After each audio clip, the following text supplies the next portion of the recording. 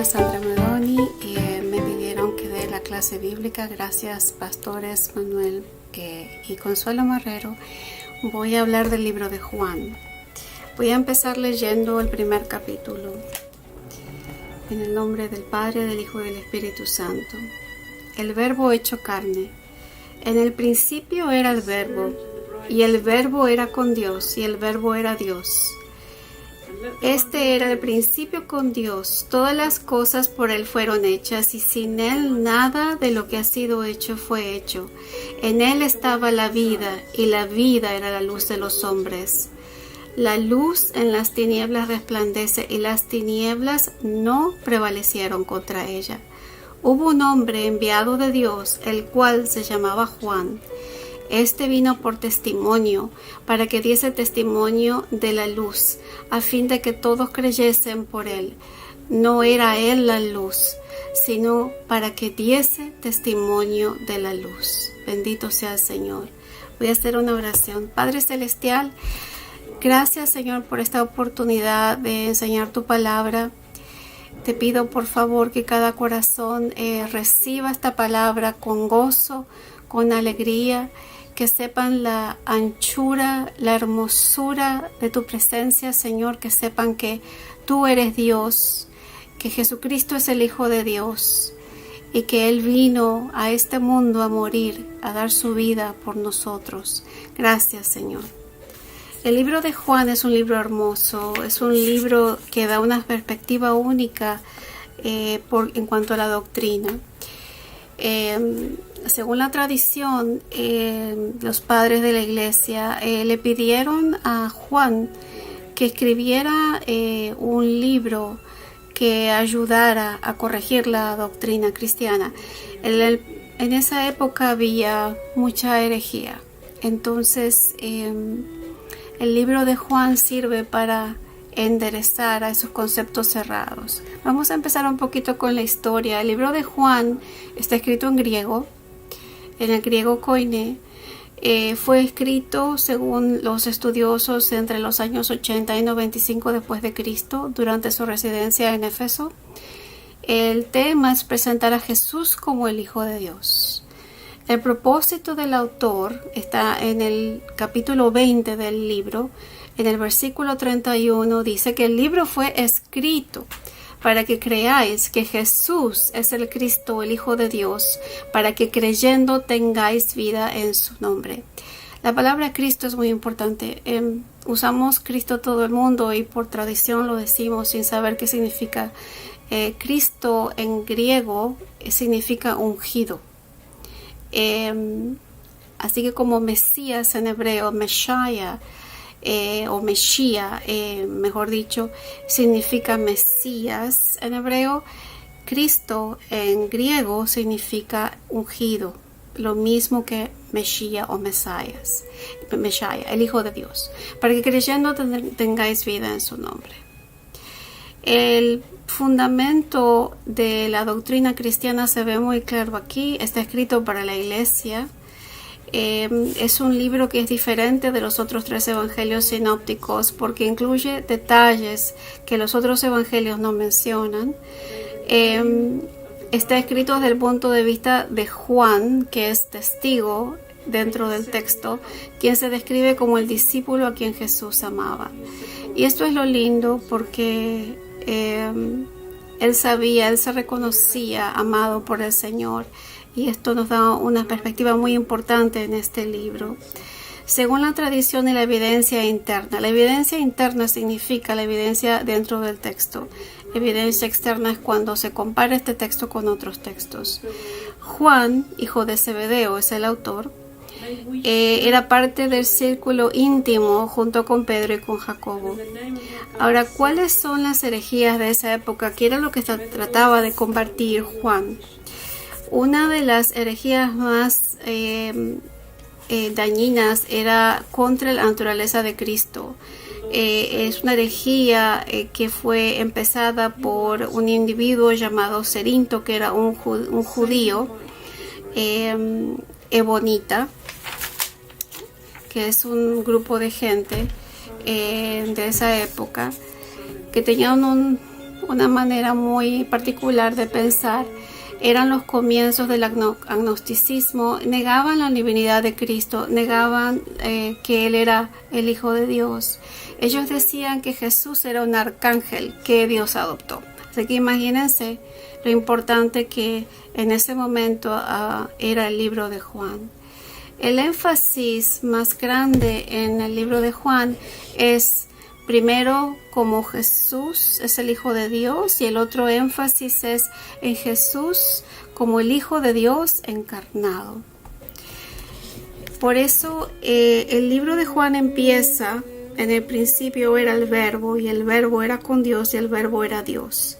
Juan está defendiendo la postura de la deidad de Jesucristo, que Jesús es Dios, en contraposición contra los que seguían a Cirinto, que no creían en eso, ¿verdad? Otros puntos de énfasis muy importante aquí, que la palabra creer aparece 98 veces en este libro.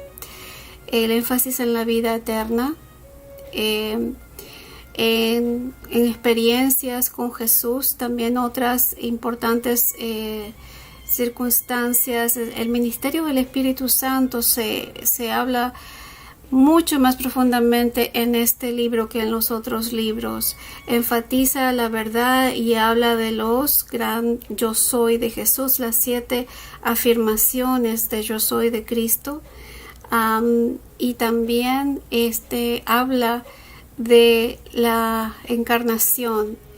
Una cosa es el verbo logos y otra cosa es la encarnación. Vamos a ver acá donde dice aquí en el verbo, en el principio era el verbo. ¿Qué quiere decir? Juan pensó en el libro de Génesis cuando le escribió en eso, y la verdad que la primera parte de Génesis se parece mucho al libro de Juan. Algunos lo llaman al libro de Juan como un tratado doctrinal. El libro de Juan empieza con la creación. En el principio era el Verbo, y el Verbo era Dios, y el Verbo era con Dios. Pues más adelante dice que nada fue hecho sin Él. En el libro de Génesis tenemos lo mismo. En el principio creó Dios los cielos y la tierra. La palabra para principio en Génesis en hebreo es Bereshit. Y cuando habla de Dios, habla de Elohim. Elohim es el plural de la palabra Dios en hebreo, lo que es bien curioso, porque ellos instintivamente usaban eso sin saber que estaban hablando de la Trinidad. La Trinidad estaba presente durante la creación. La Trinidad está presente en los evangelios también, en el momento en que Jesús recibe el bautismo del Espíritu, cuando el Espíritu Santo desciende como en forma de paloma sobre él, y el Padre le dice: este es mi Hijo amado, en el que tengo complacencia. Ahí se ve la figura de la Trinidad. También, así como en el Génesis está la creación de Adán y Eva, del primer hombre y la primera mujer, está en el libro de Juan, en el capítulo 2, las bodas de Caná. Ahí aparece el Señor Jesús santificando el matrimonio. La palabra verbo es muy importante. Cuando estamos hablando del verbo, estamos hablando de la palabra logos. ¿Por qué la palabra logos?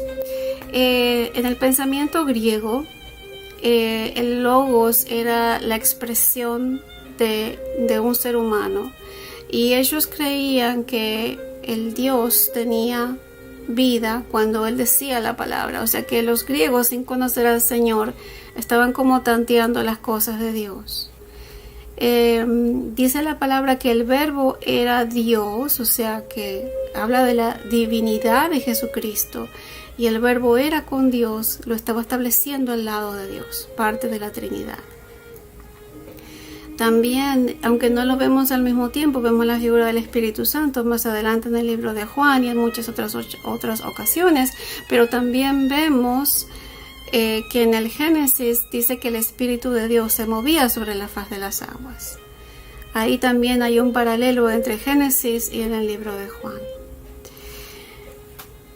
Es muy importante recalcar eso, porque hay personas que no creen que Jesús es el Hijo de Dios, que creen que Jesús era un profeta, o que era una persona muy buena, o un revolucionario. o alguien bien importante y que fue un mártir.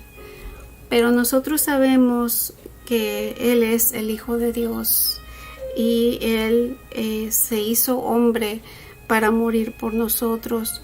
Él fue el único niño que nació para morir.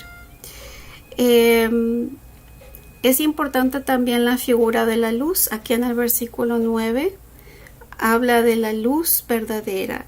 Primero habla de Juan refiriéndose a que no era él la luz, pero él vino a dar testimonio de la luz.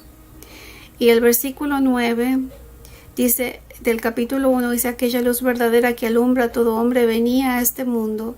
En este mundo estaba y el mundo por él fue hecho, pero el mundo no le conoció. A lo suyo vino y a los suyos no la recibieron. Lo que quiere decir aquí es que el mundo, cuando la Biblia habla de mundo, no está hablando de los árboles, las plantas, los animales. En el mundo, en griego es cosmos, habla de un sistema de gobierno. Y también habla de la creación, ¿verdad? Entonces, hay dos juegos de la palabra mundo aquí. Uno, que es la creación del planeta, de lo que está en el planeta, y otro que es el sistema. Por eso es importante ir a la raíz de la palabra y entender el contexto. Cuando él decía que él venía a este mundo y el mundo no le conoció, significa este sistema que está lejos del Señor, que está lejos del Señor Jesucristo. A lo suyo vino y los suyos no la recibieron. Jesús vino primero para los judíos y ellos no le recibieron. Mas a todos los que recibieron, aquí está la contrapartida, a los que creen en su nombre, les dio la potestad de ser hechos hijos de Dios, los cuales no son engendrados de sangre, ni de voluntad de carne, ni de voluntad de varón, sino de Dios. ¿Qué es lo que significa eso? Que a todos los que le recibieron, quiere decir aquellos que lo reciben como Señor de sus vidas y creen en su nombre, les dio la potestad, el derecho. Yo me fijé en el original. Potestad, en este caso, es exusía. Exusía significa derecho legal, como por ejemplo cuando una persona se casa, tiene derecho al patrimonio de la otra persona. Cuando nosotros nos unimos al Señor, tenemos el derecho que tenía Jesús de ser hijo de Dios. Entonces, al creerle, al recibirle a Él, al creer que Él es el Hijo de Dios, nosotros recibimos esa adopción a través de Jesucristo. Y dice que no son engendrados por sangre. Quiere decir que no es un nacimiento el natural, sino que es un nacimiento espiritual. Cuando la luz del Evangelio entra en la persona y se entrega al Señor, es nueva criatura en Cristo Jesús y es hijo de Dios. El versículo 14 dice: el verbo fue hecho carne. Como ya les decía, este capítulo está recalcando la encarnación de Cristo, que Él se hizo hombre por nosotros. Y dice aquí: y aquel verbo fue hecho carne, o sea que el logos, aquella palabra hablada del Señor, se hizo carne, habitó entre nosotros y vimos su gloria como la del unigénito del Padre. La palabra gloria tiene muchos significados. La mayoría del tiempo es como la presencia del Señor se manifiesta. Muchas veces significa honra, muchas veces significa una presencia muy suave, por ejemplo la Shekinah. Otras veces la gloria es la gloria Kabod, que es la gloria del peso de la gloria, donde la gente siente la presencia de Dios mucho más fuerte. Pero acá habla de gloria como del unigénito del Padre. O sea, la gloria del Hijo de Dios, el Hijo único de Dios, lleno de gracia y verdad. Y aquí vamos a ver un contraste, porque Juan dice que hay un contraste entre la ley y Jesucristo. Dice aquí, Juan dio testimonio de él y clamó diciendo, este es de quien yo decía, el que viene después de mí es antes de mí, porque era primero que yo. Está hablando de la preexistencia de Cristo, otro tema del que se habla mucho en el libro de Juan, sobre todo en el prólogo, que es todo el primer capítulo, hasta el versículo 18. Porque de su plenitud tomamos todo y gracia sobre gracia, pues la ley vino por medio de Moisés, pero la gracia y la verdad vinieron por medio de Jesucristo. Dice aquí, tuvimos la ley que vino por medio de Moisés, vino por medio de Moisés, un hombre trajo la ley, pero el Hijo de Dios vino a esta tierra para traernos gracia y verdad. A Dios nadie le ha visto jamás. El unigénito Hijo que estás en el seno del Padre, Él le ha dado a conocer. Nosotros conocemos a Dios a través de Jesucristo. Eso es lo que significa. El tema de la luz es muy importante porque voy a hablar ahora y volver atrás, porque aquí dice que hay una luz verdadera que alumbra al hombre y ese es Jesucristo. Pero también aquí habla de que solamente la luz viene en Jesús. También habla de una luz que prevalece contra las tinieblas. El versículo 5 dice, la luz en las tinieblas resplandece y las tinieblas no prevalecieron contra ella. En él estaba la vida y la vida era la luz de los hombres. La palabra vida para el judío es muy importante, lehaim. Tiene mucho significado y es muy importante porque en los dictados de la ley, por ejemplo, ellos tienen la prohibición de comer sangre porque dice que la vida está en la sangre. Para ellos la vida es muy importante. Para nosotros no la entendemos como la entendemos nosotros, pero es todo, es la plenitud, lo es todo. La luz en las tinieblas resplandece y las tinieblas no prevalecieron contra ella. Y eso está asociado con la vida y la luz. El tema de la luz es muy importante en el Nuevo Testamento porque Jesús, en el medio de la fiesta de las luces, lo vamos a ver más adelante en el libro de Juan, la fiesta de las luces es como la Hanukkah que conocemos hoy en día, que voy a explicarlo más adelante en otro video. Él dijo, yo soy la luz del mundo. El que me sigue no anda en tinieblas, sino que andará en la luz de la vida. Es muy importante entender eso porque el que camina en la luz no tropieza, el que tropieza es porque está en tinieblas. Entonces todo ese tema de la luz en el libro de Juan es muy importante. ¿Por qué es tan importante para nosotros hoy en día? Porque hay mucha confusión y hay diferentes corrientes de pensamiento, hay personas que piensan de una manera, de la otra, con mucho respeto. Nosotros decimos, hay una sola verdad, que es la verdad de Jesucristo. Y Él dice que nos guía a toda verdad si le seguimos y obedecemos su palabra. Es muy importante entender que la luz es más fuerte que las tinieblas. Si una persona está confundida, entendiendo, por ejemplo, el libro de Juan, puede tener mucha claridad. Porque aquí se explica perfectamente que Jesús es el Hijo de Dios, número uno. Que Él existía antes de la fundación del mundo, Él ya existía y Él fue copartícipe de la creación del mundo. Él era parte de la Trinidad creando el mundo. También dice aquí que Jesús fue hecho hombre, Él vino, hizo tabernáculo, quiere decir, Él hizo su morada temporal con nosotros para poder morir por nosotros en la cruz del Calvario. El testimonio del Juan el Bautista se recalca en el versículo 19 y voy a leer esta parte.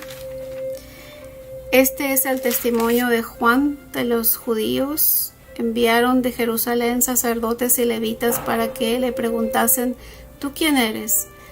Confesó y no negó, sino confesó: yo no soy el Cristo.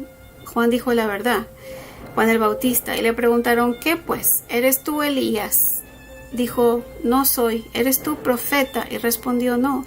Le dijeron: pues, ¿quién eres? Para que demos respuesta a los que nos enviaron. ¿Qué dices de ti mismo? Dijo: yo soy la voz de uno que clama en el desierto: enderezad el camino del Señor, como dijo el profeta Isaías.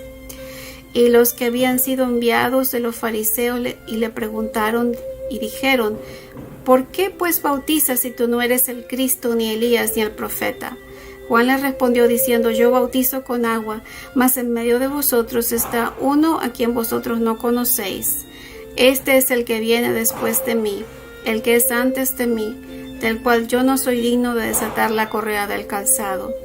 Estas cosas sucedieron en Betábara, al otro lado del Jordán, donde Juan estaba bautizando. Los judíos en el Shabbat, ellos llaman a Elías y ellos saben que en la profecía mesiánica Elías iba a preparar el camino para el Mesías. Por eso le estaban preguntando: ¿eres tú el que prepara el camino del Mesías? Y él lo dijo, pero él decía: yo no soy Elías. Dijo la verdad, solamente preparaba el camino y daba testimonio de la luz. En el versículo 29 aparece Jesús, que es anunciado como Cordero de Dios. El día siguiente vino Juan a Jesús que venía a él y dijo: he aquí el Cordero de Dios que quita el pecado del mundo. Este es de quien yo dije: después de mí viene un varón, el cual es antes de mí, porque era primero que yo, y yo no le conocía, mas para que fuese manifestado a Israel, por este vine yo bautizando con agua. Jesús no necesitaba bautizarse, Él lo hizo para darnos un ejemplo. Y es ahí cuando aparece la figura de la Trinidad, donde aparece la conexión que yo veo ahí como un triángulo: Padre, Espíritu Santo de Paloma e Hijo. Yo veo ahí un triángulo de la Trinidad. La palabra Trinidad no existe en la Biblia. Es un concepto que apareció en el año en el siglo III. Aparece más adelante. Hasta este momento no se hablaba de la palabra Trinidad, sino que solamente se hablaba de Padre, Hijo, Espíritu Santo. Juan anunció que Jesús era el Cordero de Dios aquí cuando él estaba bautizando. En el versículo 32 dice: también dio testimonio diciendo: vi al Espíritu que descendía del cielo como paloma y permaneció sobre él, y yo no le conocía, pero el que me envió a bautizar con agua, que él me dijo: sobre quien veas descender al Espíritu que permanece sobre él, ese es el que bautiza con el Espíritu Santo. Y yo le vi y he dado testimonio de que este es el Hijo de Dios. Hasta aquí viene el testimonio del Espíritu Santo, y como en contraste con los otros libros, no aparece directamente, sino que aparece como que él lo está contando en tercera persona. Después aparecen los primeros discípulos. El siguiente día otra vez estaba Juan y dos de sus discípulos, y mirando a Jesús que andaba por allí, dijo: he aquí el Cordero de Dios. Y le oyeron hablar los dos discípulos y le siguieron a Jesús. Y volviéndose Jesús y viendo que le seguían, le dijo: ¿qué buscáis? Ellos le dijeron: Rabí, que traducido es maestro, ¿dónde moras? Les dijo: venid y ved. Fueron y vieron dónde moraba, y se quedaron con aquel día, porque era como la hora 10:00. Andrés, hermano de Simón Pedro, era uno de los dos que había oído a Juan y le habían seguido a Jesús. Este halló primero a su hermano Simón y le dijo: hemos hallado el Mesías, que traducido es el Cristo. Aquí está el contraste en el griego y el hebreo. Y le trajo a Jesús. Y mirándolo, Jesús le dijo: tú eres Simón, hijo de Jonás, tú serás llamado Cefas, que quiere decir Pedro. Y en es muy importante aquí que se explique bien lo que quiere decir Cefas. y Pedro. En realidad, Pedro no es roca, la única roca es Jesucristo. Porque después más adelante en la revelación, cuando Pedro tiene la revelación de que Jesús es el Hijo de Dios, el Señor Jesús le dice sobre esa roca de revelación, yo voy a establecer mi iglesia. Pedro no es roca, es piedra, que es una piedra pequeña, que no es lo mismo que una roca. Una roca se entiende que es la roca madre de donde salen las piedras. Por eso es muy importante entender. La palabra Simón significa caña que se mueve con el viento. Así que Jesús ya le estaba declarando su nuevo nombre, el nombre de Pedro, porque él iba a ser un hombre transformado. Bueno, ahora aquí él llama a Felipe y a Natanael, que son otros dos discípulos que él llama. El día siguiente quiso Jesús ir a Galilea y halló a Felipe y le dijo, sígueme. Y Felipe era de Betsaida, la ciudad de Andrés y Pedro. Felipe halló a Natanael y le dijo, hemos hallado a aquel de quien escribió Moisés en la ley, así como los profetas, a Jesús, hijo de José, de Nazaret. Natanael le dijo, ¿de Nazaret puede venir algo bueno? Le dijo Felipe, ven y ve. La razón por la cual él dice, ¿cómo va a venir algo bueno de Nazaret? Era porque era un pueblo rural, un pueblo pequeño que tenía mala fama. Hay dos vertientes. Hay estudiosos que dicen que había gente muy sabia en Natanael y había otros que dicen que era gente muy pobre, con poca educación, que no puede ser que el Mesías salga de un lugar así. Tenían como un poquito de prejuicio. Natanael les dijo, cuando Jesús vio a Natanael que se le acercaba, dijo él, he aquí un verdadero israelita en quien no hay engaño. Le dijo Natanael, ¿de dónde me conoces? Respondió Jesús y le dijo, antes que Felipe te llamara, cuando estabas debajo de la higuera, te vi. Y ahora el ejemplo de la higuera para los judíos es la Torá, es la ley. Y supuestamente él estaba meditando en la palabra cuando el Señor ya lo había visto en el Espíritu. Respondió Natanael y le dijo, Rabí, tú eres el Hijo de Dios y tú eres el Rey de Israel. Respondió Jesús y le dijo, porque te dije te vi debajo de la higuera, crees. Cosas mayores que esta verás. Y le dijo, de cierto os digo, de aquí en adelante verás el cielo abierto y a los ángeles de Dios que suben y desciendan sobre el Hijo del Hombre. ¿Qué fue lo que le dijo el Señor? Él le dijo, vas a ver el cielo abierto, vas a ver cosas grandiosas, vas a ver los ángeles sirviendo al Hijo de Dios. Todos los milagros que el Señor los hizo fue con la intervención del Padre. Él no los hizo solos, Él los hizo por el poder del Espíritu Santo y la dirección del Padre. Y Él iba a ver la gloria de Dios trabajando. El hecho de haber tenido esa palabra de conocimiento, es decir, te viene el Espíritu, estabas estudiando las Escrituras cuando nadie más lo sabía, no era lo suficiente. Y Él iba a ver mucho más de lo que Él estaba percibiendo en ese momento. Iba a ver la gloria de Dios en milagros y maravillas de poder. Hasta aquí la palabra del Señor. El capítulo 2 lo vemos en otro video, que es un tema muy interesante que también tiene muchas perspectivas.